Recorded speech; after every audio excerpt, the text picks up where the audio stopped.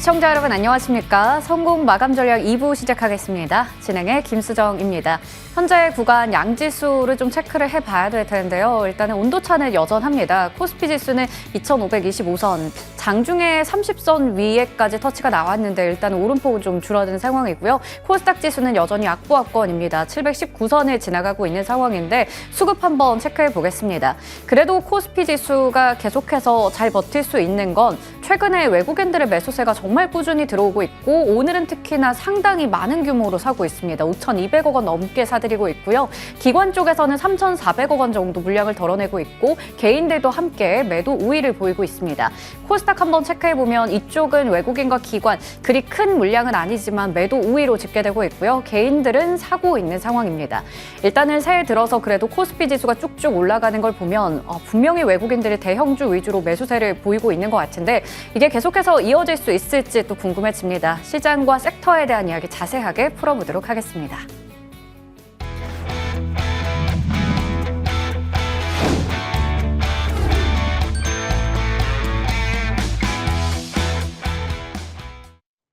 네, 그럼 지금부터 주도 섹터 공략 그 고민에 대한 해답을 얻어보겠습니다. 오늘 이 시간은 KB증권 프라임클럽 민재기 팀장님과 함께 할게요. 안녕하세요. 네, 안녕하세요. 네, 앞서 오프닝에서 이제 지수 상황을 체크해봤지만 우리 코스피 지수가 잘 가고 있습니다. 장중에 특히나 6주 만에 2,530선을 돌파하는 모습 보여주기도 했는데 그 중심에는 외국인들의 수급이 있는 것 같습니다. 앞서 방송 시작하기 전에도 잠깐 외국인 요즘 계속 사고 있던데 네. 팀장님 더 살까요? 궁금하다라고 얘기를 드렸는데 이 추세를 좀 더 이어갈 수 있을까요? 네, 일단 외국인들이 이제 우리나라 주식을 살 때는 가장 이제 뭐 코스닥에 우리가 잘 모르는 시가총액 1,000억 미만 주식은 사지 않거든요. 그죠? 그리고 작년 하반기에 많이 팔았을 때도 보면 삼성전자 위주로 많이 팔았습니다. 네.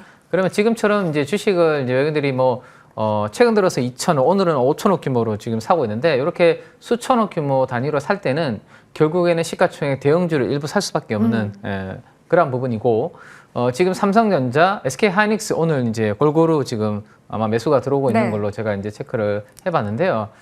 외국인 수급이 이렇게 들어오려면 반도체 업황이 작년 하반기보다는 올해 1분기가 바닥이다라는 믿음이 좀 있어야 되는데 그런 믿음이 최근에 좀 생기고 있죠, 사실은 이것저것 해서. 그래서 외국인 수급은 반도체가 바닥을 찍어주는 부분이 지금 분위기가 확실히 형성이 된다면 작년 하반기보다 그리고 원래 초는 훨씬 더 좋아지는 그런 그림은 좀 될 수 있다라고 생각을 하셔야 될 것 같고요. 이 흐름은 당분간은 좀 뭐 반도체 우리가 그동안에 뭐 몰랐던 악재가 새롭게 나와서 이 분위기를 확 뒤집어지는 그런 부분이 아니라면 웬만한 안 좋은 것들은 작년도 8월부터 연말까지는 대부분 반영이 돼 있는 상태거든요. 그렇다면 뭐 이 분위기는 당분간 좀 이어질 수 있지 않을까. 단 이제 미국 쪽에서 뭔가 이제 뭐 시스템적 위기라든지 달러가 엄청 강해져서 우리나라 환율이 다시 위로 막 튀어서 외국인들이 지금 구간에서도 들어오기가 좀 애매한 구간이 되면 뭐 주춤할 수는 있겠지만 그게 뭐 크게 움직임이 별로 없다라면 요 흐름은 좀 우리 미국은 좀 쉬는데 우리는 요즘 강하잖아요, 그죠? 좀 차별화된 흐름은 좀 이어질 수는 있겠다라고 말씀을 좀 드릴 수 있을 것 같아요. 네. 나올 만큼 안 좋은 뉴스들은 다 나왔던 거네요. 그래서 일단은 외국인들 좀 사면서 대형주 위주의 차별화 장세 이어질 수 있다 얘기를 주셨습니다. 그러면 좀 준비해 오신 자료 보면서 더 깊이 있게 이야기해 보죠. 다만 우리가 지금 단기적으로는 좀 올랐습니다, 사실은. 그죠? 미국 3대 지수하고 잠깐 비교를 한번 해볼까요? 네. 지금 최근 1개월 동안의 미국 3대 지수와 우리 코스피와의 비교인데 제일 위에 있는 게 우리나라의 코스피입니다. 1월 딜이 잘 없는데, 그죠? 네, 그러니까요. 작년에는 사실은 가장 밑에 있었는데 맞아요. 연초에 아직 시작한 지 얼마 안 됐지만 미국 3대 지수는 다 마이너스 승률이고 아래쪽에 있고요. 0을 기준으로. 우리나라는 뭐 코스피, 코스닥이 다 아시는 것처럼 글로벌리 거의 탑에 지금 스타트를 끊고 있는 상황이거든요. 그러면 이제 우리가 미국의 CNN-Money라는 사이트에서 공포 탐욕 지수라는 것을 한 번씩 미국의 이제 시장 심리를 알기 위해서 보는데 한화투자증권에서 이제 한국의 이제 공포 탐욕 지수를 이렇게 이제 데이터를 만들어서 제공을 해주시는 게 있거든요. 그래서 요걸 한번 오늘 좀 가지고 와봤는데 66.4입니다. 어제보다 어제 살짝 더 위로 오른쪽으로 지금 이동을 했거든요. 여기가 심리가 그냥 중간이다라고 보면 오른쪽으로 기우면 기울수록 좀 시장에 대해서 낙관적으로 생각하시는 분들이 많이 지금 생기고 있다. 이전에 네. 출연하셨을 때는 공포였던 걸로 완전 기억하는데, 왼쪽이었죠. 네. 최근에 이제 분위기가 예. 지수가 올라오면서 오른쪽으로 지금 이동을 한 네. 그런 부분으로 보시면 되는데 이거를 시계열로 보시면 지금 우리가 좀 적극적으로 막 이제는 막 붙어야 되는지 아니면 좀 섹터나 종목에 따라서 한 템포 좀 기다려봐야 되는지를 네. 알 수 있는데 작년 1월 달부터 이제 1년 동안의 흐름을 보시면 빨간색이 여기가 한 70부터 80이거든요. 네. 항상 거기가 보시면 심리적으로도 고점이고 그 심리가 이제 많이 너무 낙관적으로 기울었을 때가 코스피가 이렇게 고점인 경우가 많았거든요. 네. 그죠?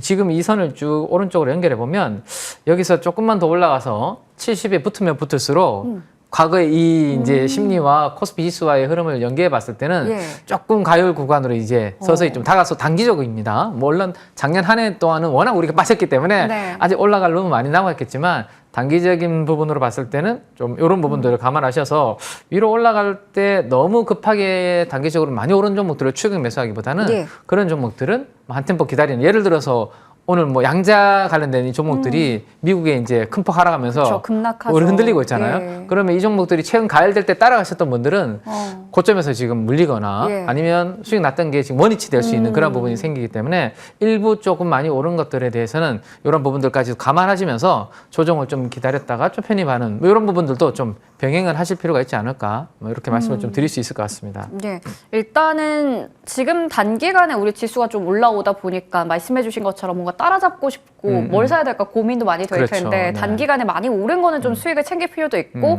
또 그만큼 급락이 나올 수도 있다라는 리스크까지는 염두에 둬야 된다 얘기를 좀 주셨어요. 자, 그러면 저희 수급도 한번 좀 체크를 해볼까요?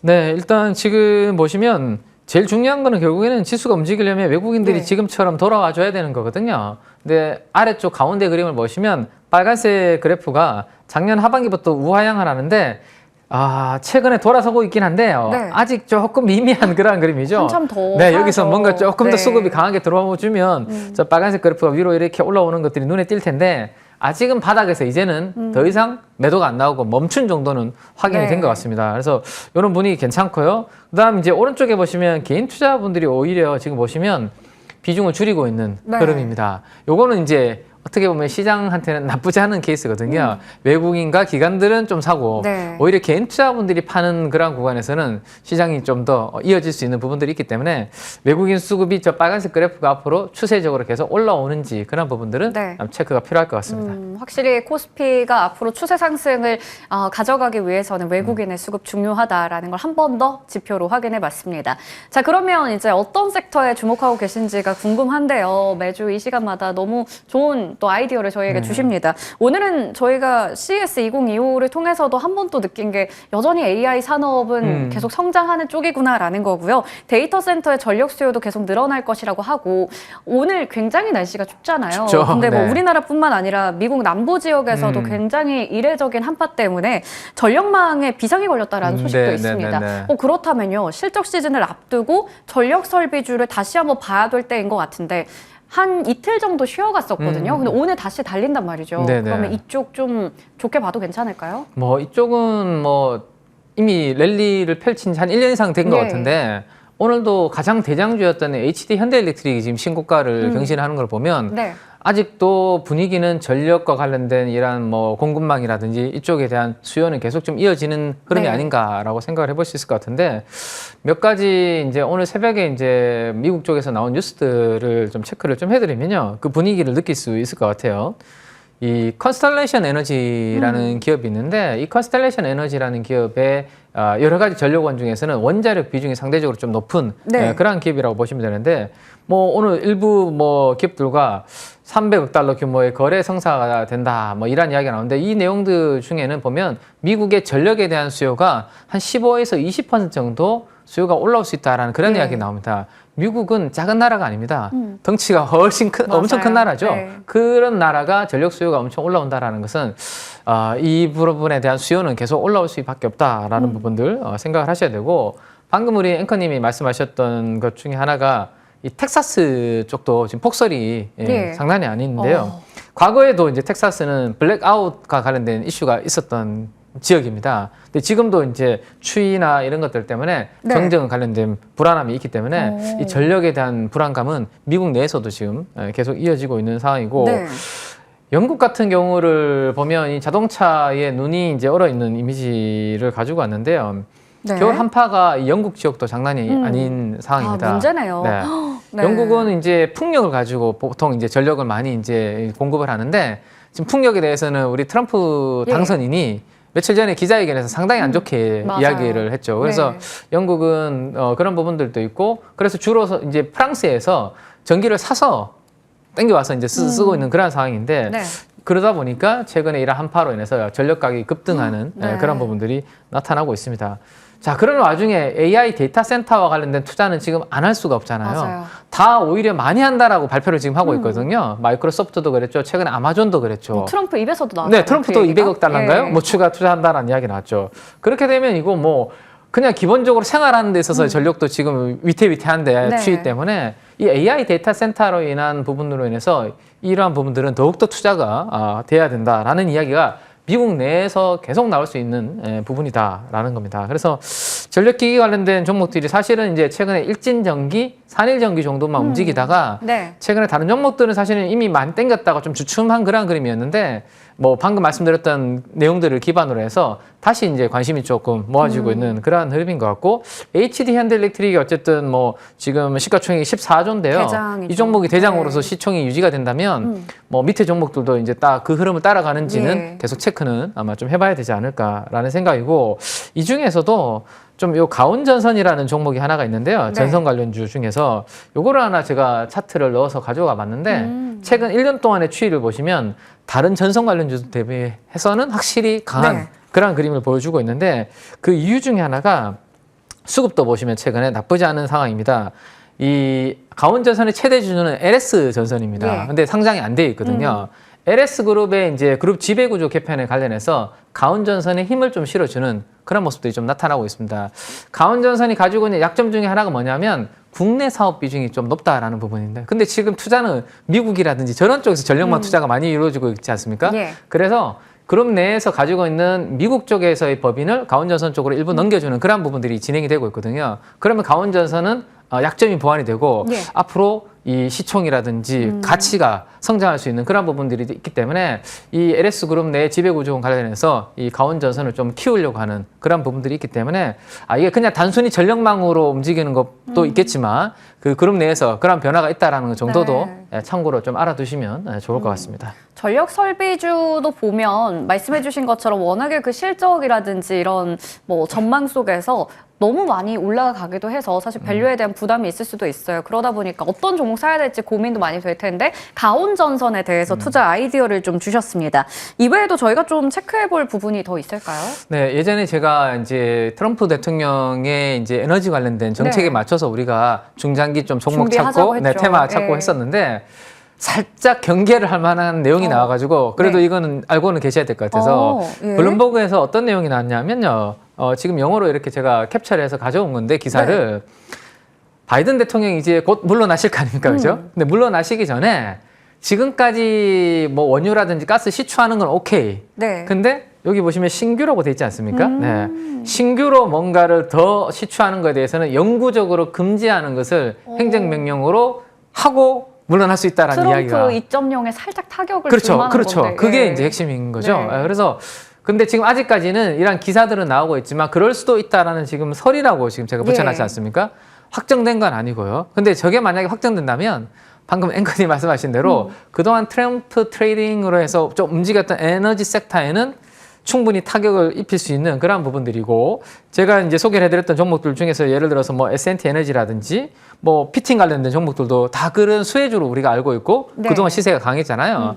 근데 혹시라도 방금 말씀드렸던 부분들이 확정이 되거나 구체적으로 그게 만약에 시행이 된다는 이야기가 돌기 시작하면 혹시나 이들한테는 이제 약간의 노이즈가 될 수 있고 조선도 지금 아주 강하거든요. 예. 조선도 그런 영향을 좀 줄 수 있다라는 부분은 일단은 알고는 계실 필요가 있을 것 같아서 업데이트 차원에서 이거 한 가지는 네. 말씀을 드렸습니다. 네. 저희가 워낙에 또 그 트럼프의 에너지 정책과 관련해서 여러 가지 좀 투자 관련한 아이디어를 많이 얻다 보니까 이런 업데이트되는 뉴스도 함께 보자라는 관점에서 말씀해 주셨습니다. 참고해 보도록 하겠고요. 자, 그리고 이제 또 봐야 될 게 밑에 자막이 나가고 있네요. 중국의 스마트폰 보조금의 지급 수혜주. 중국이 일단은 어쨌든 내수 살리기를 위해서 지금 그렇죠. 16조 원 규모의 보조금 지급 카드를 꺼냈는데요. 이게 스마트폰을 구매할 때도 좀 적용이 되는 사항이라서 관련 수혜주를 좀 찾아봐야 될 것 같은데 어느 쪽에서 좀 보고 계신가요? 핵심은 반도체죠. 네, 핵심은 일단 그쵸, 반도체입니다. 예. 그렇기 때문에 반도체 관련주들이 최근에 이제 바닥을 찍고 올라오는 이유 중에 대표적인 게 오. HBM도 좋지만 HBM보다 지금 아직까지는 여전히 돈을 많이 버는 쪽은 범용 D램이라든지 낸드 네. 같은 이런 쪽이거든요. 근데 이게 돌아서려면 결국에는 중국의 스마트폰 같은 IT 제품들의 수요가 돌아서야 되는데 예. 돈을 주고 바꿔주겠다라는 거잖아요, 중국에서. 그쵸. 네, 그 부분은 핵심이고 반도체가 제일 좋다. 그래서 지금 이 자료를 한번 보시면 오른쪽에 있는 주황색과 파란색이 뭐냐면요. D램의 이제 그 계약 가격의 전년 대비해서 변동률이라고 보시면 될 것 같습니다. 예. 바닥을 찍고 턴을 하는 그런 모습이 오른쪽에 지금 나타나고 있죠. 이게 턴을 할 때의 특징 중에 하나는 삼성전자와 SK하이닉스의 PBR이 같이 움직입니다. 네. 그러면 앞으로 이제 중국의 스마트폰으로 인해서 반도체 업황이 바닥을 찍는 그런 믿음이 가능해지면 좀 반도체에 대한 수요가 좀 땡겨서 미리 살려고 하는 부분도 네. 있겠죠. 지금 가격이 싸니까. 예. 그래서 지금 돌아서고 있는 그 부분 중요할 것 같고요. 그다음 반도체 외에는 이 삼성전기 MLCC잖아요. 네. 삼성전기가 어려운 거는 중국의 스마트폰이 안 팔려서 재고가 많이 있기 때문입니다. MLCC. 네. 근데 그 부분이 풀리면 삼성전기는 좋아질 수 있고 밑에 있는 기업들도 상대적으로 중국의 매출 비중이 높은 기업들이라고 네. 보시면 될 것 같아요. 그래서 만약에 2월달, 3월달에 보조금 지급하고 스마트폰 쪽에서 업황이 뭔가 변화가 생긴다. 그럼 밑에 있는 이 5개 종목들 알아두실 필요가 있고 마지막으로 대덕전자, 신택은 패키지 기판입니다. 네. 근데 이들이 안 좋았던 이유 중에 대표적인 게 모바일 쪽에 패키지 기판이 이들 매출 비중이 높은데 네. 모바일이 잘 안 팔렸잖아요. 그렇죠. 근데 앞으로 그쪽이 또 풀린다. 그러면 이 패키지 기판하는 대덕전자와 심택도 최악은 이제는 지나가는 그런 부분이 될 수 있기 때문에 여기까지 한번 알아두시고 네. 앞으로 체크해 보시면 좋을 것 같습니다. 결국에는 중국의 스마트폰 보조급 관련해서도 수혜 누릴 수 있는 쪽 반도체, MLCC, 기판까지 네. 우리 체크해보자 얘기 주셨어요. 최근에 삼성전기 보면 13만 원까지 많이 좀 올라와 해보겠죠. 있더라고요. 네. 꾸준히 추세 한번 점검해 보도록 하겠습니다. 오늘은 KB증권 프라임클럽 민재기 팀장님과 이야기 나눠봤습니다. 말씀 고맙습니다. 감사합니다.